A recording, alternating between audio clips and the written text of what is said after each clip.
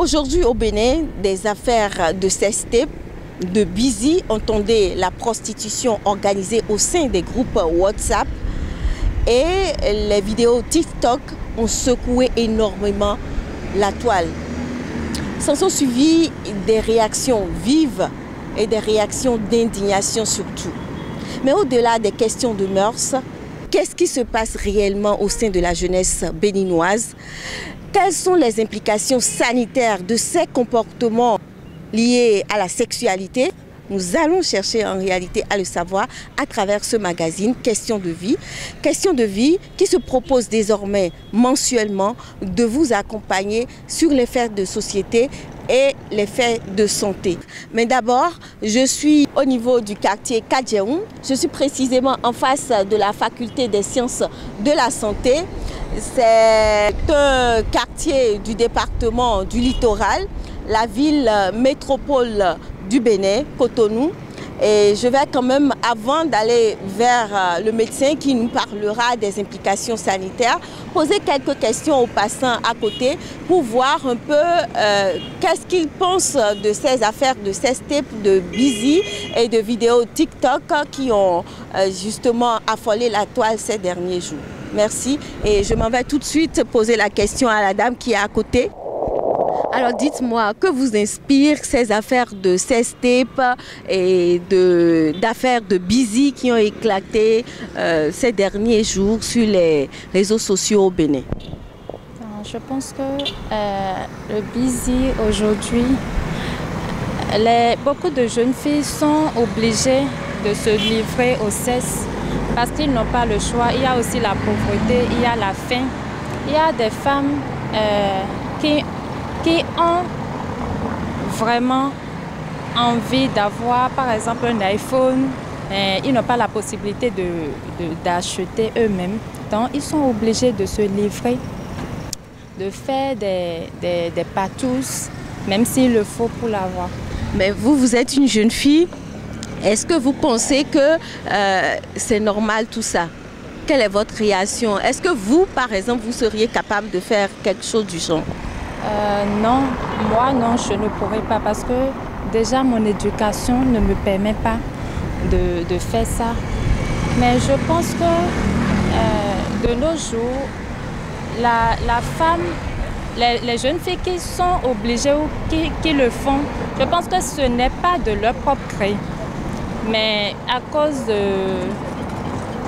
le fait d'être matérialiste ou le fait d'envier leurs copines, elles sont obligées de se donner. J'aimerais bien interroger sur la question également.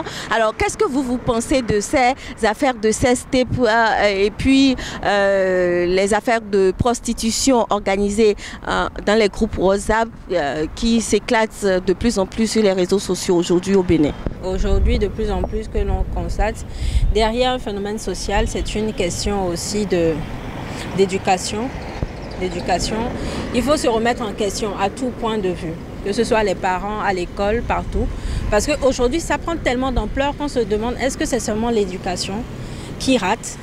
Est-ce que c'est les réseaux sociaux, le fait, en fait, déjà ici, de voir le monde ailleurs, en France, aux États-Unis, comment la jeune fille est beaucoup plus libre, on va avoir des biens tout de suite. Ça crée aussi un sentiment d'impatience chez les jeunes filles aujourd'hui.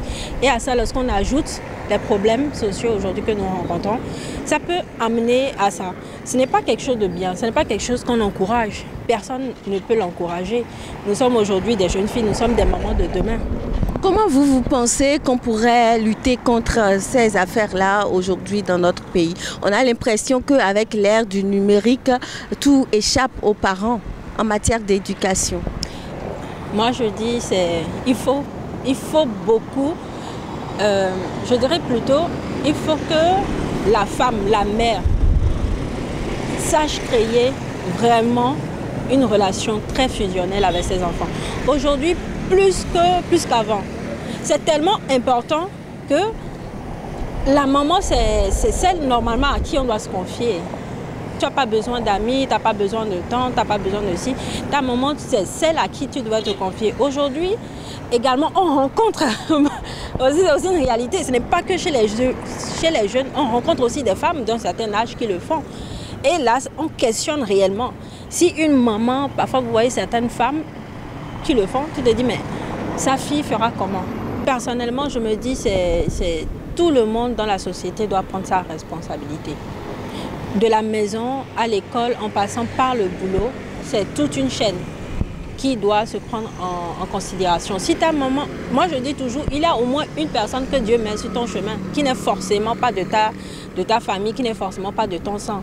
Il y a cette personne-là. Et il faut déjà personnellement, qu'on ait déjà ce sens de responsabilité envers l'autre. Déjà même entre copines, savoir se dire entre copines, tu sais, ce que je suis en train de faire, c'est peut-être pas bon.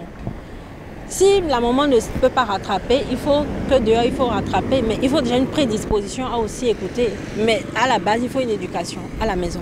Merci beaucoup.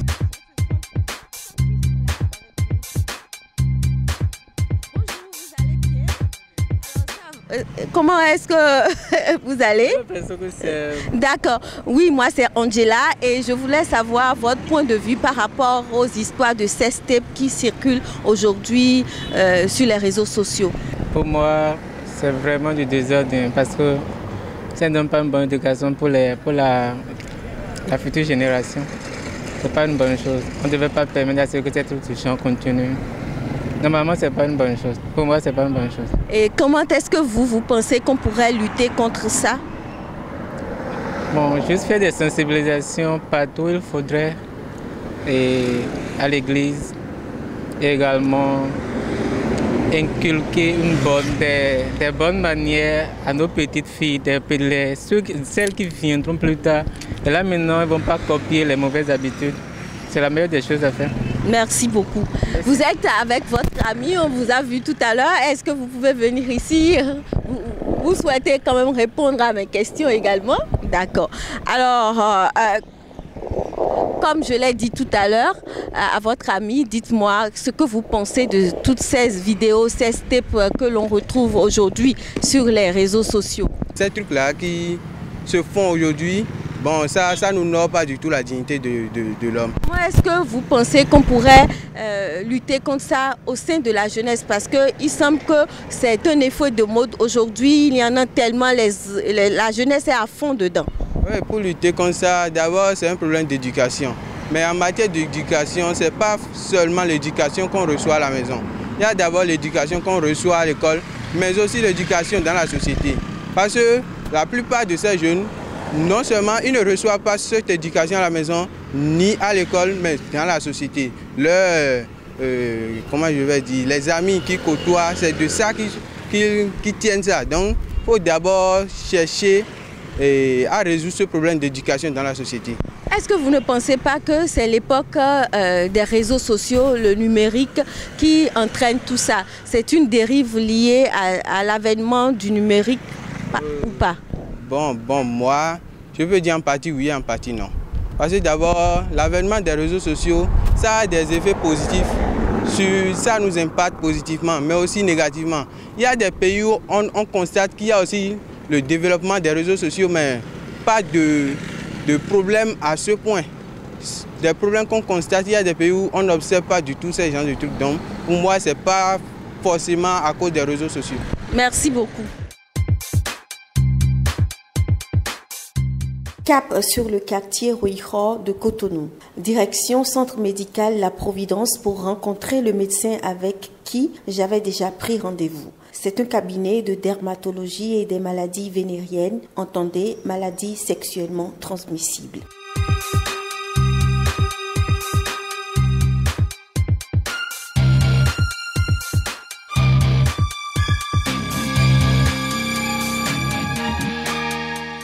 Quelques minutes d'attente et le propriétaire des lieux accepte de nous recevoir. Covid-19 oblige, il garde son masque. Sa réaction face à ma première question est empreinte de tristesse et de solennité. En tant que citoyen, ça me pose des problèmes au niveau de la morale. Je pense que chaque citoyen interpellé travers l'éducation que l'on donne dans les familles et également l'éducation qu'on a à l'université et l'éducation également qu'on pourrait avoir dans la rue, parce que nous sommes tous les responsables de nos frères et de nos sœurs.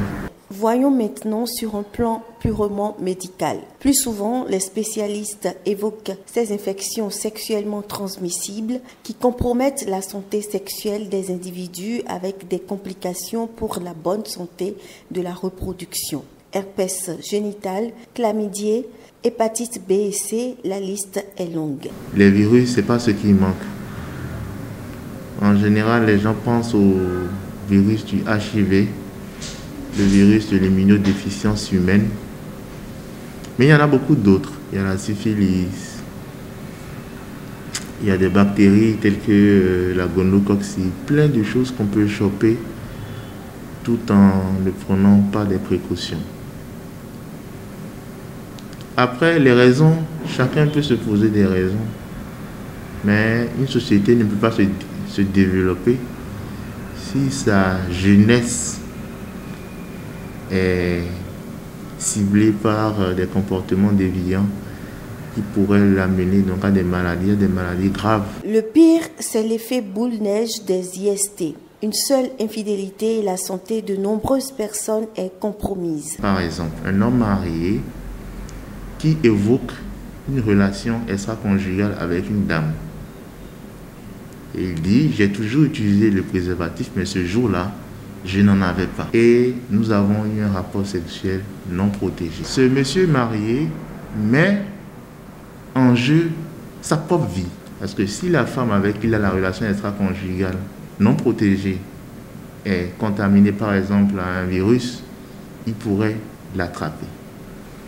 Mais non seulement il met en jeu sa propre vie, mais il met en jeu la vie de son partenaire, de son épouse. Mais si on a des enfants et qu'on meurt tous à 40, 45 ans, 50 ans, ça pose des problèmes donc même à l'État.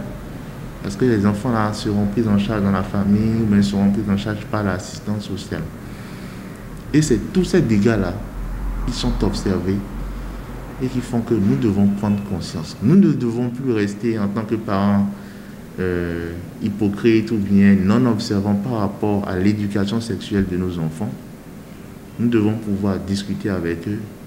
Nous devons pouvoir, nous en tant que aussi médecins, aller dans les écoles et pouvoir faire des exposés, pouvoir expliquer. Le sexe, c'est quelque chose de bien, mais c'est une lame tranchante également. Liberté sexuelle, oui, mais il faut revenir aux ABC de la prévention du VIH-Sida. Abstinence, bonne fidélité, condom chaque fois et toutes les fois. La fidélité, bon, chez les hommes, c'est un gros point d'interrogation. Parce que quand on voit beaucoup de choses dans les cabinets, les hommes en général tiennent dans ma IST. Dans les cabinets de dermatologie, c'est les femmes qu'on voit souvent. Quand vous voyez un homme, souvent il va vous dire ah, j'ai un truc sur mon truc qui m'arrive, je ne sais pas. Et vous lui dites il faut que vous veniez avec votre partenaire pour qu'on puisse dire non, laissez là. Et en général, là, on brise en général la surveillance épidémiologique et sanitaire donc des IST. Le deuxième, c'est l'abstinence, celle qu'on doit conseiller à tous les jeunes, à notre jeunesse, pour pouvoir faire ses études correctement, pour pouvoir avoir une vie sexuelle épanouie après.